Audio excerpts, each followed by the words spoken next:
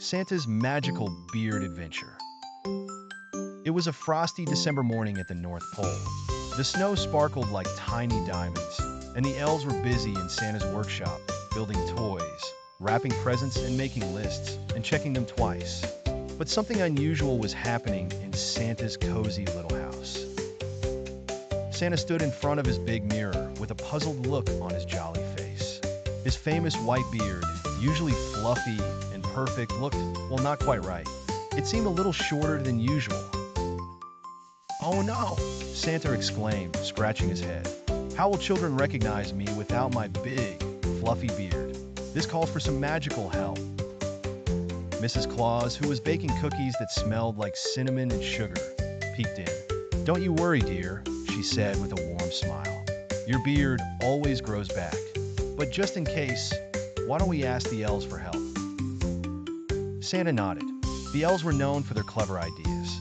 Soon, the workshop was buzzing with suggestions. "We could use magic glitter to make it grow super fast," suggested Tink, the tiniest elf. "Or we could knit you a new beard out of snowflakes," added Bella, the creative elf. But Jingle, the oldest and wisest elf, had a twinkle in his eye.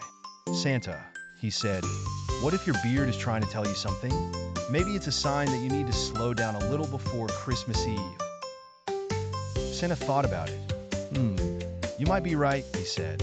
"I've been so busy making sure everything is ready for the big night that I haven't had time to rest." So, Santa took Jingle's advice. He spent the day sipping hot cocoa, reading letters from children, and even playing a game of hide and seek with the elves. And guess what? By the next morning, Santa's beard was back to its fluffy, magical self. "Ho, ho, ho! It's a Christmas miracle!" Santa laughed.